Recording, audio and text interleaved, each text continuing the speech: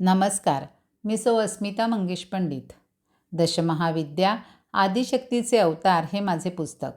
याच्यामध्ये दशमहाविद्या, नवदुर्गा, त्याचबरोबर आदिशक्तीची काही रूपे ह्या सर्वांची मी थोडक्यात माहिती आणि पद्यरचना त्याच्यामध्ये अंतर्भूत केलेली आहे. त्यापैकी पाहूया दशमहाविद्या. दशमहाविद्या ही देवी सतीचीच 10 रूपं आहेत. ब्रह्मांडाची निर्माणकर्ती आदिशक्ती हिची 10 रूपे ज्यांना दशमहाविद्या असं म्हणतात ती अशी. पहिलं आहे काली, दुसरं तारा, मग षोडशी किंवा त्रिपुरसुंदरी, मग भुवनेश्वरी, मग भैरवी किंवा त्रिपुरभैरवी, छिन्नमस्ता, धूमावती, बगलामुखी, मातंगी आणि कमला किंवा कमलात्मिका. स्वरूपानुरूप 3 भाग आहेत. ते असे उग्ररूप, सौम्य उग्ररूप आणि सौम्य रूप. आता ह्याच्यामध्ये उग्ररूपामध्ये काली, छिन्नमस्ता, धूमावती आणि बगलामुखी ह्या देवतांचा समावेश होतो.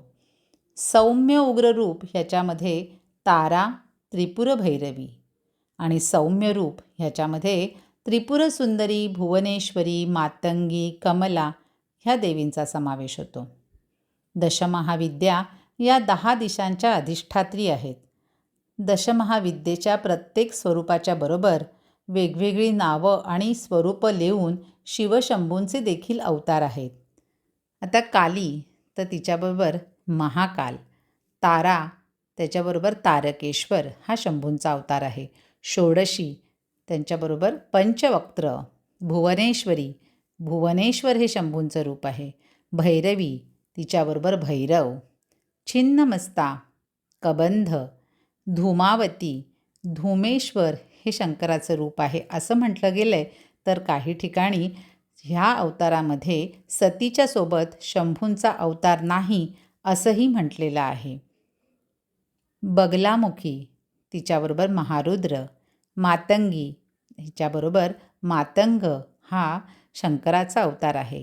कमला ह्यांच्याबरोबर विष्णू भैरवाच्या रूपामध्ये कमलेश्वर असे हे अवतार सतीचे आणि तिच्याबरोबर घेतलेले शिवशंभूंचे. धन्यवाद.